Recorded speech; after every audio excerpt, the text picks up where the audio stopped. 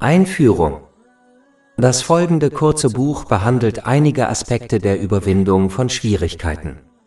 Diese Diskussion basiert auf Kapitel 2 Al-Baqarah, Verse 153 bis 157 des Heiligen Koran. Ihr Gläubigen sucht Hilfe durch Geduld und Gebet. Wahrlich, Allah ist mit den Geduldigen. Und sagt nicht von denen, die auf Allahs Weg getötet werden, sie sind tot. Vielmehr sind sie lebendig, doch ihr merkt es nicht. Und wir werden euch gewiss mit etwas Furcht und Hunger und Verlust von Besitz und Leben und Früchten auf die Probe stellen. Doch verkünde den Geduldigen frohe Botschaft. Wenn sie ein Unglück trifft, sagen sie, wir gehören Allah und zu ihm kehren wir wahrlich zurück. Das sind diejenigen, denen Segnungen von ihrem Herrn und Barmherzigkeit zuteil werden. Und sie sind die Rechtgeleiteten. Die Umsetzung der besprochenen Lektionen wird einem Muslim dabei helfen, positive Eigenschaften anzunehmen. Die Annahme positiver Eigenschaften führt zu innerem und körperlichem Frieden. Schwierigkeiten überwinden. Kapitel 2 Al-Baqarah, Verse 153 bis 157. Ihr Gläubigen sucht Hilfe durch Geduld und Gebet. Wahrlich, Allah ist mit den Geduldigen. Und sagt nicht von denen, die auf Allahs Weg getötet werden, sie sind tot. Vielmehr sind sie lebendig, doch ihr merkt es nicht. Und wir werden euch gewiss mit etwas Furcht und Hunger und Verlust von Besitz und Leben und Früchten auf die Probe stellen. Doch verkünde den Geduldigen frohe Botschaft. Wenn sie ein Unglück trifft, sagen sie, wir gehören Allah und zu ihm kehren wir wahrlich zurück.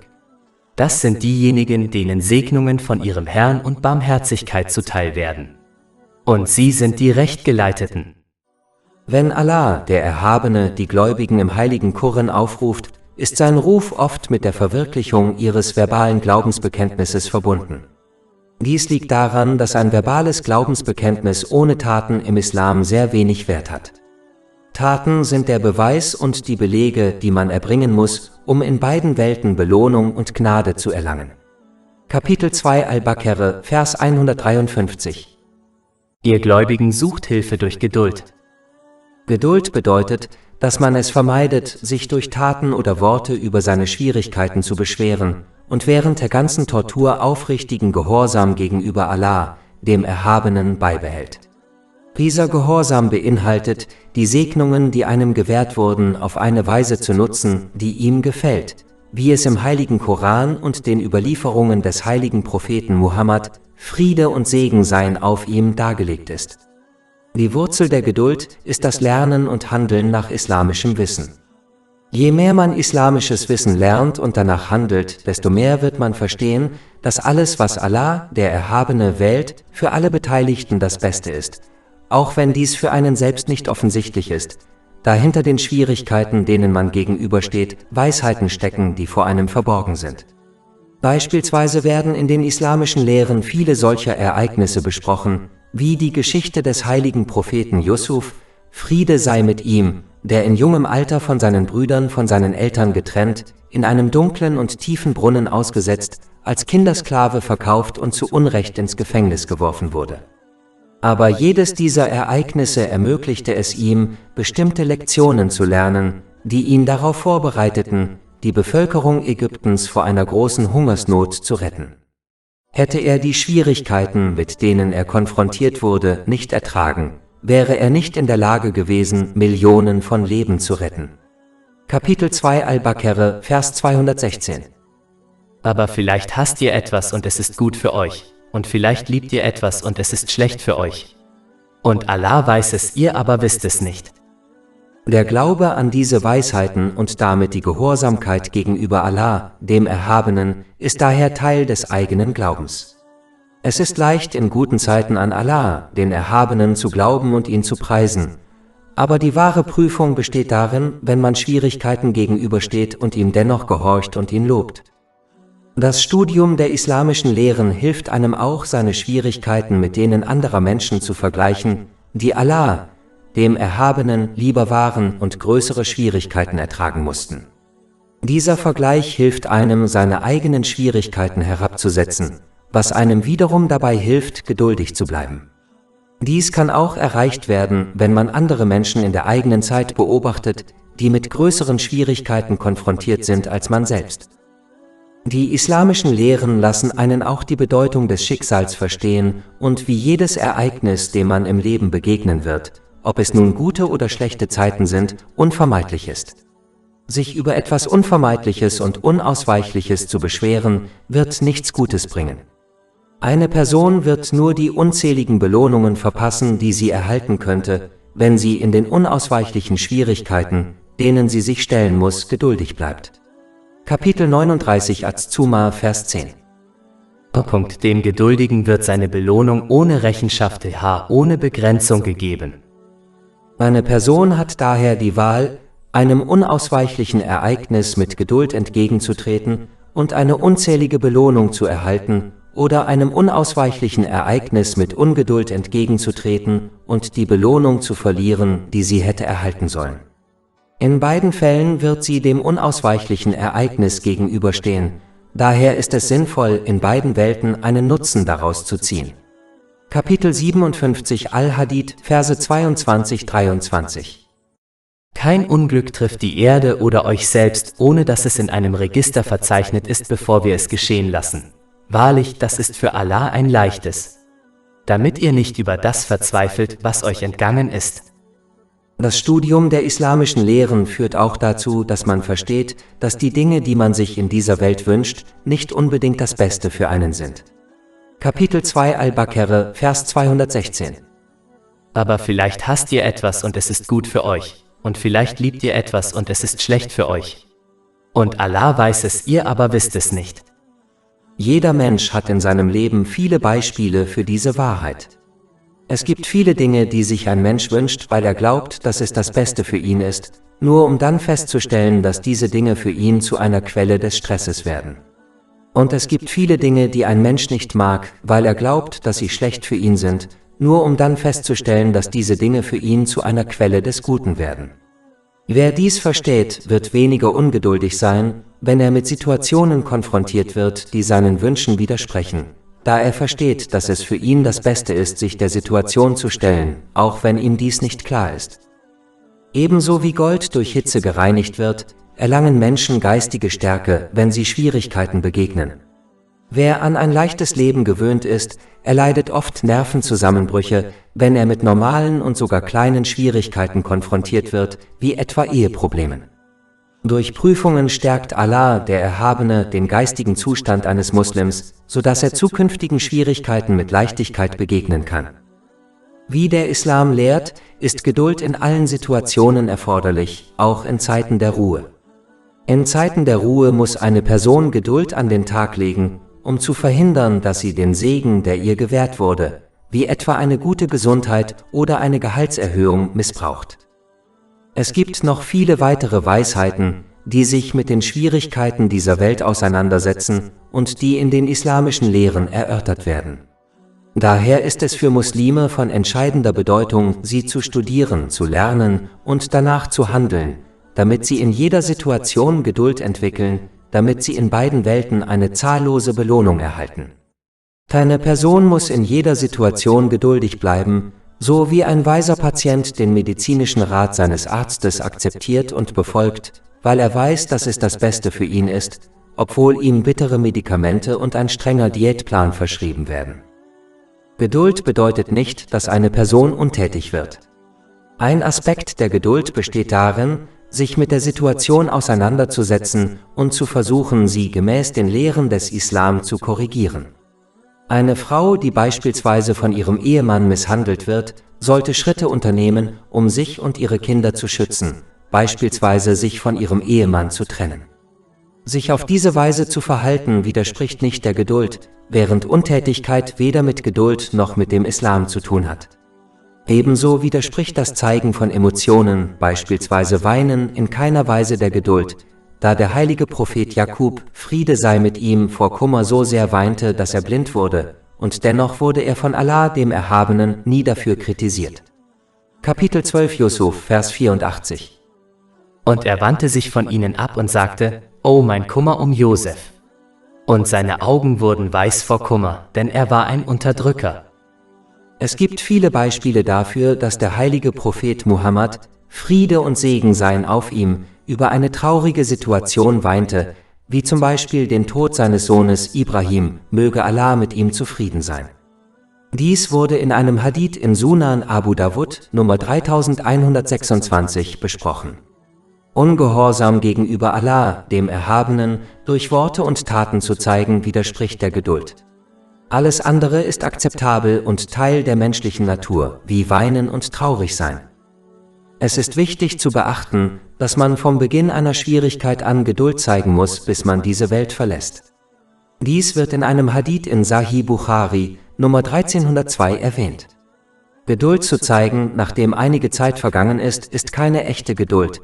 Es ist lediglich Akzeptanz, die bei jedem ganz natürlich auftritt. Ein Muslim muss von Beginn einer Schwierigkeit an Geduld bewahren, indem er seine Sprache und Handlungen kontrolliert, sodass er keine Anzeichen von Ungeduld zeigt, und diese Haltung beibehalten, bis er diese Welt verlässt, da man leicht die Belohnung der Geduld verlieren kann, wenn man später Ungeduld zeigt. Kapitel 2 Al-Baqarah, Vers 153. Ihr Gläubigen sucht Hilfe durch Geduld und Gebet. Durch das Gebet wird Hilfe gesucht, da es ein Mittel ist, die Barmherzigkeit Allahs des Erhabenen in beiden Welten zu erlangen. Die Barmherzigkeit Allahs des Erhabenen verdrängt auf natürliche Weise Schwierigkeiten und stärkt einen Muslim, sodass er in allen Situationen standhaft in der aufrichtigen Gehorsamkeit gegenüber Allah dem Erhabenen bleibt. Darüber hinaus ist das Gebet, wenn es richtig verrichtet wird, eine ständige Erinnerung an den Tag des jüngsten Gerichts. Zur Verrichtung der Pflichtgebete gehört, dass sie mit allen Bedingungen und Etikette erfüllt werden, wie z. b. das pünktliche Verrichten. Die Verrichtung der Pflichtgebete wird im Heiligen Koran oft wiederholt, da es der wichtigste praktische Beweis des Glaubens an Allah, den Erhabenen, ist. Da die täglichen Gebete alle verteilt sind, dienen sie außerdem als ständige Erinnerung an den Tag des jüngsten Gerichts und als praktische Vorbereitung darauf, da jede Phase des Pflichtgebets mit dem Tag des jüngsten Gerichts verbunden ist. Wenn man aufrecht steht, wird man am Tag des jüngsten Gerichts so vor Allah, dem Erhabenen, stehen. Kapitel 83 Al-Mutaffifin, Verse 4-6. Denken Sie nicht, dass Sie auferstehen werden? Für einen gewaltigen Tag, den Tag, an dem die Menschheit vor dem Herrn der Welten stehen wird? Wenn sie sich verbeugen, erinnert sie das an die vielen Menschen, die am Tag des jüngsten Gerichts dafür kritisiert werden, dass sie sich während ihres Lebens auf der Erde nicht vor Allah, dem Erhabenen, verneigt haben. Kapitel 77 Al-Mursalat, Vers 48. Und wenn man zu ihnen sagt, verneigt euch im Gebet, verneigen sie sich nicht. Zu dieser Kritik gehört auch, dass man sich nicht in allen Aspekten des Lebens dem Gehorsam gegenüber Allah, dem Erhabenen, unterwirft. Wenn man sich im Gebet niederwirft, erinnert dies daran, dass die Menschen am Tag des jüngsten Gerichts aufgefordert werden, sich vor Allah, dem Erhabenen, niederzuwerfen. Doch diejenigen, die sich während ihres Lebens auf der Erde nicht richtig vor ihm niedergeworfen haben, was bedeutet, ihm in allen Aspekten ihres Lebens zu gehorchen, werden dies am Tag des jüngsten Gerichts nicht tun können. Kapitel 68 Al-Kalam, Verse 42-43. Am Tag, wenn die Lage ernst wird, werden sie aufgefordert, sich niederzuwerfen, doch sie werden daran gehindert. Ihre Augen werden demütig, Demütigung wird sie bedecken. Und sie wurden zur Niederwerfung aufgefordert, obwohl sie gesund waren. Wenn man beim Gebet auf den Knien sitzt, erinnert einen das daran, wie man am Tag des jüngsten Gerichts in dieser Position vor Allah, dem Erhabenen, sitzen wird und sein jüngstes Gericht fürchtet.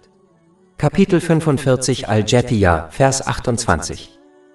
Und ihr werdet sehen, wie jede Nation niederkniet. Und jede Nation wird zu ihrem Buch gerufen. Heute werdet ihr für das belohnt, was ihr zu tun pflegtet. Wer beim Beten diese Elemente im Hinterkopf behält, wird sein Gebet richtig verrichten. Dies wiederum stellt sicher, dass er Allah, dem Erhabenen, zwischen den Gebeten aufrichtig gehorcht. Kapitel 29 Al-Ankabut, Vers 45. Tatsächlich verbietet das Gebet Unmoral und Fehlverhalten.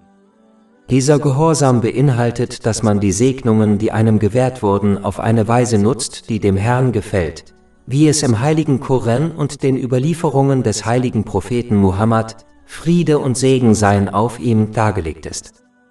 Daher hilft das Verrichten von Gebeten dabei, Allah dem Erhabenen aufrichtig zu gehorchen, was wiederum zu göttlicher Gnade und geistiger Stärke führt, um jedes Problem, mit dem man konfrontiert wird, erfolgreich zu bewältigen, da Allah, der Erhabene, einen sicheren Ausweg aus jeder Situation versprochen hat, wenn man fest in seinem Gehorsam verharrt. Kapitel 65 Talaq, Vers 2. Und wer Allah fürchtet, dem bereitet er einen Ausweg. Da die Gebete außerdem an den Tag des jüngsten Gerichts erinnern, dessen Schrecken und Schwierigkeiten die Schwierigkeiten dieser Welt übertreffen, wird diese Erinnerung ihnen helfen, die Schwierigkeiten, denen sie gegenüberstehen, herabzusetzen, da alle weltlichen Schwierigkeiten im Vergleich zu den Schwierigkeiten des jüngsten Gerichts unbedeutend sind. Je mehr man die Schwierigkeiten, denen man in dieser Welt gegenübersteht, herabsetzt, desto geduldiger wird man ihnen begegnen. Derjenige, der Geduld aufbringt und die Gebete verrichtet, wird mit der göttlichen Nähe Allahs, des Erhabenen, in beiden Welten gesegnet sein. Kapitel 2 Al-Baqarah, Vers 153. Suche Hilfe durch Geduld und Gebet. Wahrlich, Allah ist mit den Geduldigen. Wer die Nähe Allahs, des Erhabenen, erlangt, wird in beiden Welten Seelenfrieden und Erfolg erlangen, selbst wenn ihm auf dem Weg dorthin Schwierigkeiten begegnen. So wie ein Mensch nicht alle Weisheiten hinter den Prüfungen und Schwierigkeiten verstehen kann, denen er in dieser Welt gegenübersteht, so kann er auch nicht die Belohnung und den Segen derjenigen begreifen, die ihr Leben und ihren weltlichen Segen dem Wohlgefallen Allahs, des Erhabenen, widmen. Kapitel 2 Al-Baqarah, Vers 154. Und sage nicht von denen, die auf Allahs Weg getötet werden, sie sind tot. Vielmehr sind sie lebendig, doch du merkst es nicht. Um diesen hohen Rang zu erreichen, muss man durch Geduld und das Verrichten von Gebeten mentale Stärke entwickeln. Denn sein Leben und seine Segnungen auf eine Weise zu widmen, die Allah, dem Erhabenen, gefällt, ist eine schwierige Aufgabe, da der Teufel, der innere Teufel und die materielle Welt einen Menschen ständig dazu einladen, die Segnungen, die ihm gewährt wurden, zu missbrauchen. Kapitel 2 Al-Baqarah, Verse 153 bis 154. Suche Hilfe durch Geduld und Gebet. Wahrlich, Allah ist mit den Geduldigen. Und sage nicht über diejenigen, die auf Allahs Weg getötet werden, sie sind tot. Vielmehr sind sie lebendig, doch du merkst es nicht. Allgemein ausgedrückt bedeutet dies, dass derjenige, der sein Leben und seine Mittel auf eine Weise einsetzt, die Allah, dem Erhabenen, gefällt, der Einzige ist, der in dieser Welt und in der nächsten wirklich lebendig ist. Derjenige hingegen, der die ihm gewährten Segnungen missbraucht, ist in beiden Welten tot, selbst wenn er biologisch lebendig ist. Dies liegt daran, dass er den Zweck seiner Erschaffung nicht erfüllt hat und es keinen wirklichen Unterschied zwischen den Lebenden und den Toten in Bezug auf die Person gibt, die den Zweck ihrer Erschaffung nicht erfüllt. Kapitel 51 Ad-Dariyat, Vers 56. Und ich habe die Djinn und die Menschen nur erschaffen, damit sie mir dienen, gehorchen. Dies ist einer der Gründe, warum der heilige Prophet Muhammad, Friede und Segen seien auf ihm, in einem Hadith in Sahih Bukhari, Nummer 6407 warnte, dass der Unterschied zwischen den Lebenden und den Toten die Erinnerung an Allah, den Erhabenen, sei. Das bedeutet, dass derjenige, der Allah, den Erhabenen, gedenkt, indem er die ihm gewährten Segnungen auf eine Weise nutzt, die ihm gefällt, wie im heiligen Koran und den Überlieferungen des heiligen Propheten Muhammad, Friede und Segen seien auf ihm dargelegt, auch nach seinem Tod am Leben bleibt. Dies wird deutlich, wenn man die Seiten der Geschichte umblättert. Diejenigen, die sich so verhielten wie die Gefährten, möge Allah mit ihnen zufrieden sein, wurden zu Lebzeiten positiv in Erinnerung behalten und werden auch nach ihrem Ableben in Erinnerung behalten. Ihre Lehren und ihr Leben werden auf eine Weise studiert, die den Eindruck erweckt, dass sie unter den Menschen noch am Leben sind. Wer jedoch Allah, den Erhabenen, vergisst, indem er die ihm gewährten Segnungen missbraucht, ist tot, auch wenn er noch lebt. Dies wird auch deutlich, wenn man die Reichen und Berühmten beobachtet, die trotz ihrer weltlichen Besitztümer ein deprimiertes und trauriges Leben führen. Ein Leben, das voller Leben zu sein scheint, während es innerlich leer ist wie eine Vase. Das ist überhaupt kein Leben. Und nachdem sie gestorben sind, werden sie von der Welt kaum positiv in Erinnerung behalten und werden zu Fußnoten der Geschichte, während ihre Fans blindlings zum nächsten Star übergehen. Und wenn die Verstorbenen in der Hölle landen, werden sie in Vergessenheit geraten und weder leben noch sterben. Kapitel 20 Taha, Vers 74. Wer als Verbrecher zu seinem Herrn kommt, für den ist die Hölle bestimmt. Darin wird er weder sterben noch leben. Daher muss die Person, die wahrhaftig in beiden Welten leben möchte, den Zweck ihrer Erschaffung erfüllen, indem sie Allah, dem Erhabenen, aufrichtig gehorcht, was beinhaltet, dass sie die Segnungen, die ihr gewährt wurden, auf eine Weise nutzt, die ihm gefällt, wie es im heiligen Koran und den Überlieferungen des heiligen Propheten Muhammad, Friede und Segen seien auf ihm, dargelegt ist. Kapitel 2 Al-Baqarah, Vers 154. Und sage nicht von denen, die auf Allahs Weg getötet werden, sie sind tot. Vielmehr sind sie lebendig, doch du merkst es nicht. Allgemein gesprochen weist der Anfang von Vers 154 darauf hin, wie wichtig es ist, seine Sprache gut unter Kontrolle zu halten.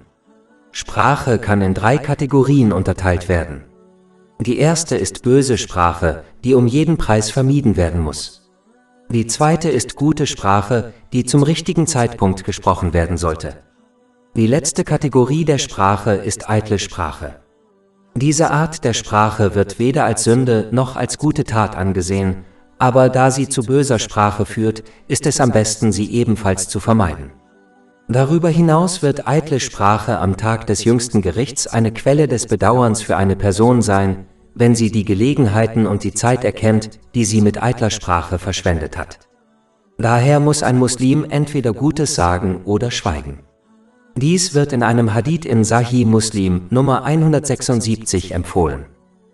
Allah, der Erhabene, erinnert die Menschen dann an den Zweck dieser Welt und die Prüfung des Lebens in dieser Welt. Kapitel 2 Al-Baqarah, Vers 155. Und wir werden euch ganz gewiss mit etwas Angst und Hunger und dem Verlust von Besitz, Leben und Früchten auf die Probe stellen. Die Prüfung des Lebens ist einfach. Allah, der Erhabene, hat einer Person bestimmte Segnungen gewährt und ihr befohlen, diese Segnungen richtig zu nutzen, damit sie in beiden Welten Seelenfrieden erlangen kann. Damit diese Prüfung vollständig und gerecht ist, muss sich eine Person sowohl in guten als auch in schlechten Zeiten so verhalten. Da Allah, der Erhabene, die vollständige und alleinige Kontrolle über das Universum und die Ereignisse hat, denen eine Person gegenübersteht, wird es ihr weder in dieser noch in der nächsten Welt helfen, diese Prüfung des Lebens in Frage zu stellen und herauszufordern. Stattdessen muss man akzeptieren, wie Allah, der Erhabene, das Leben in dieser Welt geschaffen hat und danach streben, seine Prüfung in dieser Welt zu bestehen, so wie ein weiser Schüler akzeptiert, dass er Schule, akademische Aufgaben, Hausaufgaben und Prüfungen erleben und ertragen muss, um in dieser Welt erfolgreich zu sein, auch wenn die überwiegende Mehrheit der Schüler das Lernen nicht mag. Ebenso würde die überwiegende Mehrheit der Menschen in dieser Welt keiner Arbeit nachgehen, wenn sie einen Weg finden könnten, sich ohne diese zu ernähren. Da dies jedoch nicht möglich ist, muss die überwiegende Mehrheit der Menschen in den meisten Fällen arbeiten, um sich und ihre Angehörigen zu ernähren. Dies sind weltliche Realitäten, die jeder akzeptiert, unabhängig von seinem Glauben. Ebenso muss ein Mensch die Realität der Prüfungen des Lebens in dieser Welt akzeptieren, auch wenn sie für ihn keinen Sinn ergeben, denn es ist unvermeidlich, sich ihnen zu stellen. Wie bereits erwähnt, wird denen, die durch Geduld und das Verrichten ihrer Gebete geistige Stärke erlangen, die Gesellschaft Allahs des Erhabenen gewährt. Kapitel 2 Al-Baqarah, Vers 153. Ihr Gläubigen sucht Hilfe durch Geduld und Gebet. Wahrlich, Allah ist mit den Geduldigen. Die Gesellschaft Allahs des Erhabenen führt zu göttlicher Gnade in beiden Welten. Kapitel 2 Al-Baqarah, Vers 155. Aber verkünde dem Patienten gute Nachrichten. Diese gute Nachricht erinnert einen Muslim daran, dass die Gnade Allahs des Erhabenen mit ihm ist und ihm Kraft gibt, damit er jede Situation erfolgreich meistern kann. Dies führt zu Seelenfrieden und Erfolg in beiden Welten, selbst in schwierigen Zeiten, so wie dem heiligen Propheten Ibrahim, Friede sei mit ihm, Seelenfrieden gewährt wurde, als er in ein großes Feuer geworfen wurde. Kapitel 21 Al-Anbiya, Verse 68–69. Sie sagten, verbrennt ihn und unterstützt eure Götter, wenn ihr handeln wollt. Wir also Allah sagten, O Feuer, sei Kühle und Sicherheit über Abraham.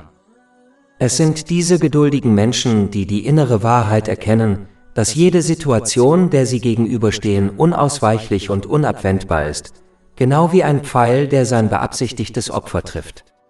Diese Bedeutung leitet sich von dem arabischen Wort ab, das in Vers 156 verwendet wird. Kapitel 2 Al-Baqarah, Vers 156. Die, wenn sie ein Unglück trifft. Sie verstehen, dass sie ihrem Schicksal nicht entfliehen können und es deshalb sinnvoller ist, sich durch Geduld Belohnungen für die Situationen zu verdienen, denen sie gegenüberstehen, als durch Ungeduld unzählige Belohnungen zu verlieren. Kapitel 57 Al-Hadid, Verse 22-23.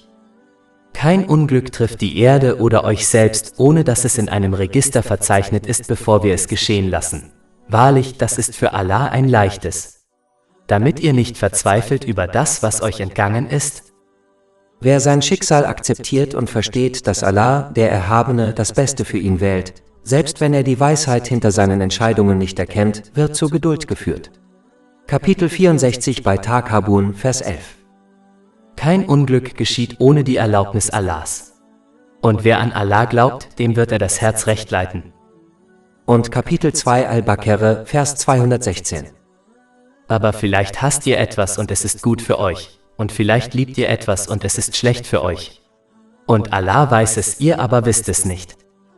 Es sind diese geduldigen Menschen, die erkennen, dass sie und alles, was sie in dieser Welt besitzen, von niemand anderem als Allah, dem Erhabenen, erschaffen und ihnen gewährt wurden. Daher entscheidet er, wann diese Segnungen gewährt werden und wann sie zu ihm zurückgerufen werden. Kapitel 2 Al-Baqarah, Vers 156. Das sagen sie, wir gehören wahrlich Allah. Ebenso wenig hat eine Person das Recht, Fragen zu stellen oder sich zu beschweren, wenn eine Organisation oder eine Person etwas zurücknimmt, das sie jemand anderem geliehen hat, wie etwa Geld.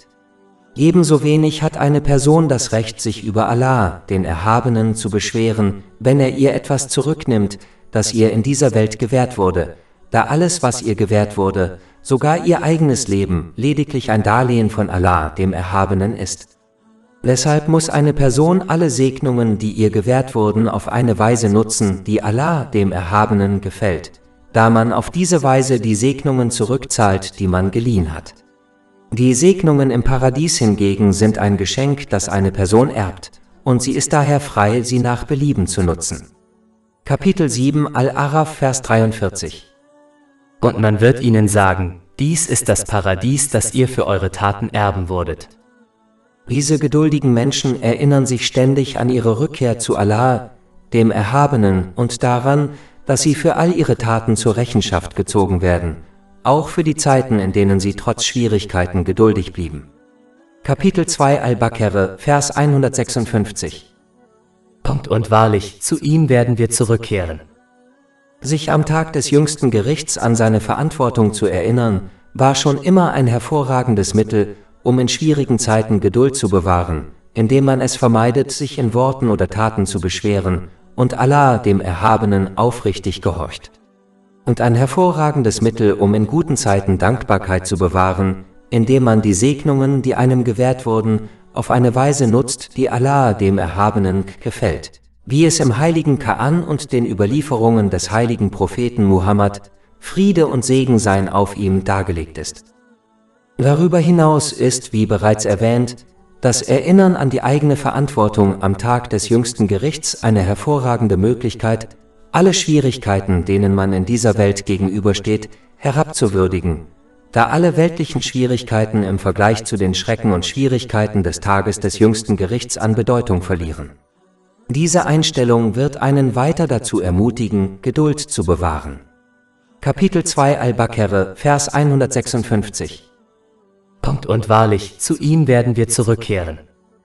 Diejenigen, die durch Geduld und Gebete die geistige Stärke erlangen, sodass sie ihren aufrichtigen Gehorsam gegenüber Allah, dem Erhabenen, in jeder Situation aufrechterhalten, was bedeutet, dass sie die ihnen gewährten Segnungen auf eine Weise nutzen, die ihm gefällt, wie es im heiligen Koran und den Überlieferungen des heiligen Propheten Muhammad, Friede und Segen seien auf ihm, dargelegt ist, werden in jeder Situation, der sie gegenüberstehen, die richtige Führung erlangen, sodass sie diese mit innerem Frieden betreten und verlassen.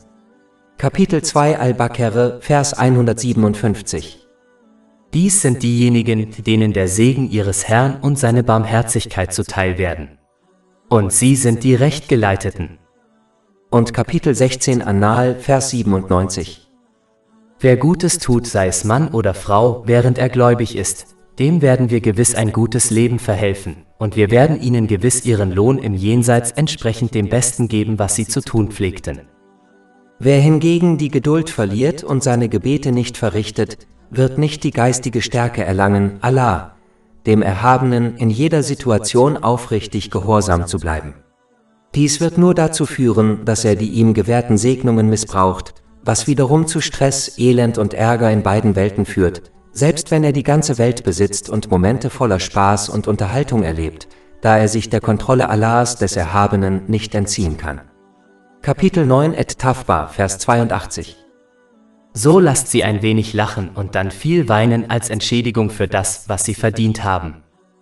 Kapitel 20 Taha, Verse 124 bis 126. Und wer sich von meiner Erinnerung abwendet, dem wird ein bedrückendes Leben bevorstehen, und wir werden ihn am Tag der Auferstehung blind wieder auferstehen lassen. Er wird sagen, mein Herr, warum hast du mich blind wieder auferstehen lassen, wo ich doch sehend war? Er wird sagen, so kamen unsere Zeichen zu euch und ihr vergaßt sie, und so werdet auch ihr heute vergessen sein.